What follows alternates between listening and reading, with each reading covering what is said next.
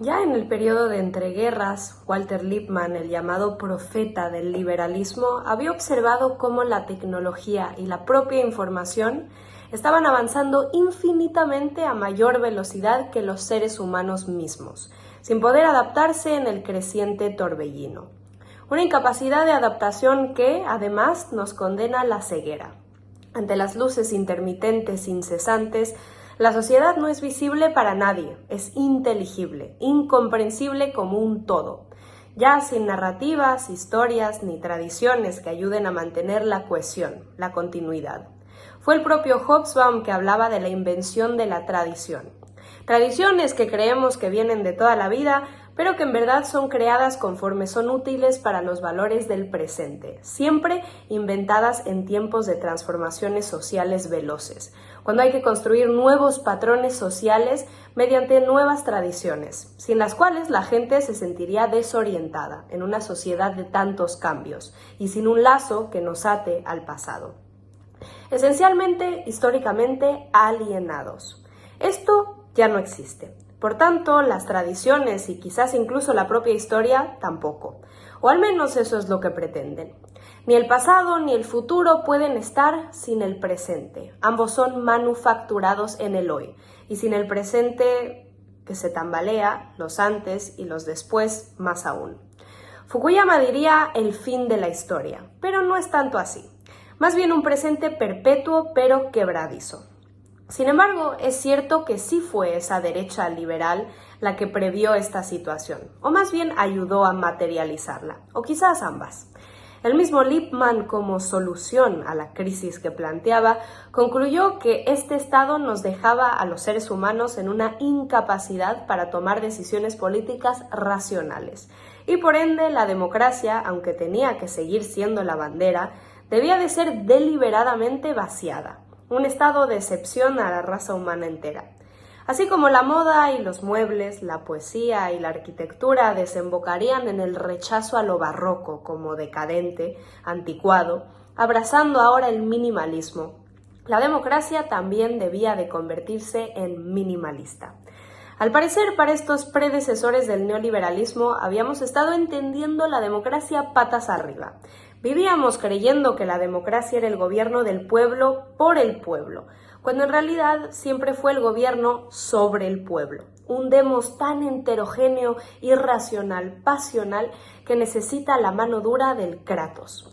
Un Kratos, por cierto, siempre en manos de los mismos, y que esté sistémicamente blindado a un cambio verdadero. Lippmann famosamente promulgaba que las sociedades estables y adultas son necesariamente poco profundas. Podría decirse que una nación es políticamente estable cuando las elecciones no tienen ninguna consecuencia radical. Ahí se vislumbra lo que serían las palabras clave del adviniente neoliberalismo: estabilidad, madurez, adultez. El idealismo es cosa de niños, de inestables, de inmaduros, de la era de las pasiones que hay que superar.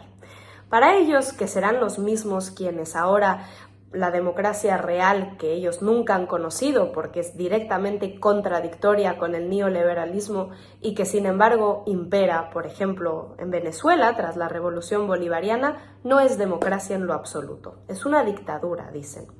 Porque estos, hoy más que nunca antes, conciben a la democracia representativa como inútil en tiempos de paz y peligrosa en tiempos de guerra, pero aún así existiendo como halo, como el chiste del chihuire que contaba Hugo Chávez, en el que cuando los españoles llegan a colonizar América, cambiando los nombres de todo lo que no entienden, al Guaraira Repano mejor le ponen Ávila, o a Huaycaipuro, que de haber podido le hubieran puesto José Manuel.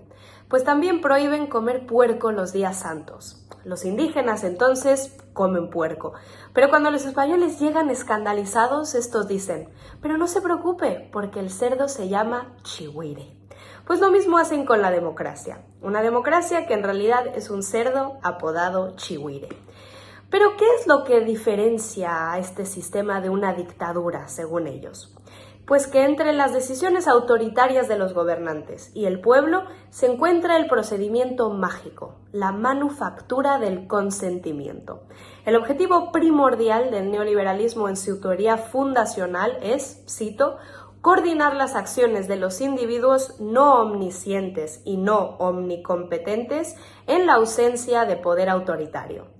Las mentiras como el modelo estandarizado, las armas de destrucción masiva en Irak, siempre inexistentes, el acorazado Maine como el barco estadounidense autoatacado para justificar la invasión de Cuba, los falsos positivos en Colombia, donde al parecer a un muerto te podías enlistar en la guerrilla, o hoy el tren de Aragua, al que cualquier persona con acento venezolano y un tatuaje de estrella pertenece.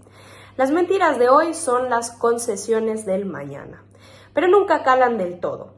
Desde los años 90, la década gloriosa, cuando se expande el neoliberalismo como virus, la mitad del mundo se sumió en una crisis. En México, el error de diciembre y la crisis financiera, también en otros países de América Latina, en Asia, y sobre todo, y la paradoja insostenible, en los países que salían del comunismo. Lo que apodan la gran hambruna de la Unión Soviética fue risiblemente causada precisamente por la entrada feroz del capitalismo. Incluso en los países de Europa del Este consumidos en protestas en contra de la liberalización de la economía, calladas por los medios, y donde la población ahora sí no tenía ni para comer. Si dejaban a esta crisis sin narrativa, hubiera ardido el mundo. Por eso refuerzan el relato de Silicon Valley. Como industria ya existía desde la Guerra Fría, pero aquí nace como relato y como consenso. No solo abriremos el mercado, abriremos las mentes, abriremos el futuro con la innovación. Si el propio capitalismo tiene como engranaje a sus crisis cíclicas, económicas, sociales y de ingobernabilidad, usarían las nuevas tecnologías no para crear nuevas tradiciones, viendo el pasado como sendas a un futuro ficticio, aunando a nuevas formas de gobernabilidad, cada vez dentro de una democracia más hueca. El relato Silicon Valley, sin embargo, también se comienza a vaciar. La innovación, abiertamente ahora se sabe, será para la guerra. Y aunque verídica, ya nadie la contempla como un horizonte de liberación, sino de muerte. En muchos casos, literalmente como un camino amarillo directo a las trincheras. Uno de mis primeros trabajos fue en un museo de arte moderno como guía de museo. Y mi primer colección fue Cobra, un movimiento artístico de Países Bajos post-Segunda Guerra Mundial, predecesores de la internacional situacionista que tenía a Guy Debord como su representante. Comunistas, pero alejados del realismo socialista, más bien apegados al surrealismo, desde el arte abstracto hasta el primitivismo comunista, e influidos por las obras de enfermos mentales o de niños, arte libre lo llamaban. La mayoría de piezas eran futuristas, reivindicando el futuro como un espacio donde la gran tecnología, inteligencia artificial y sistemas automatizados que ya prevían fueran armas de liberación.